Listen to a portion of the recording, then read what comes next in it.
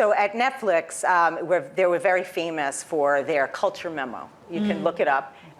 There's 12 culture personalities or traits that when you get hired at Netflix, whoever's recruiting you will say, you need to make sure you understand every one of those traits. And when everyone interviews you, and I had 8 people interviewing me, they'll always ask you about it, and you need to be a cultural fit or you will not get hired. So, I think it was 2 or 3 years ago, they put inclusion in there, finally, you know? And I don't know if it did anything to move the needle at all, but I thought that that was an important first step. Talking about culture, to actually put it down on literal papers, like when you're being interviewed, you're going to be asked about this, and this is who you need to be if you want a job at Netflix. So I thought that that was at least a step in the right direction. What are you going to say? It's a step in the right direction, but it's also a minefield. Because when you mentioned that people might not be a cultural fit. Yes, yes. Makes me crazy. It's because, you know, for so many years, I used to do recruiting, so I spoke with a lot of people and tried to get a lot of people jobs. And I would hear sometimes, well, I liked her, but she just wasn't a fit. What does that mean? Yes. So, and even though they've defined it at Netflix, it doesn't take into account the cultural nuances that people bring to the table. So they may communicate differently, they may think differently. Doesn't mean that they wouldn't do a phenomenal job. It's just that they don't fit the mold, however well defined that mold could be. I do think that inclusion is a huge part, or having that inclusive behavior is a huge part of what people should be. But you know, you'd have to ask people for examples. Like, show me, dazzle me with your inclusive. So that would be interesting. So 20 years ago, the FCC put out an advisory committee on diversity and communications in the digital age. And while it does seem like we've made some progress in the right direction towards equity, why haven't we moved the needle as we should, as much as we should? I mean,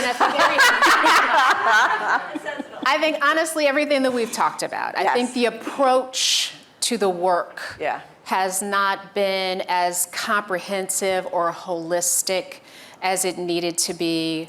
I think that, you know, the leadership and the C-suite have not been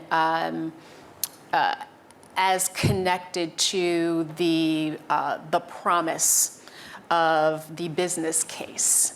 And so I think that there has been a lack of that consistent, it requires deliberate and consistent pushing and continuing to hold yourself and others accountable. So I think that all of those core elements, what people like to do is they like to do some programs.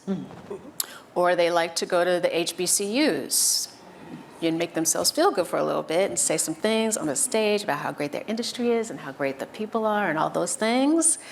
But that's the end of it. And there is nothing that enables a culture where people feel that they are more than welcome, but quite frankly, needed, where they feel by their peers, we need that thing about you that's different than the thing about me. And I'm showing you, I'm saying it, and I'm demonstrating behaviors that would let you know that I absolutely want you to bring everything to the table, because that will make us both great.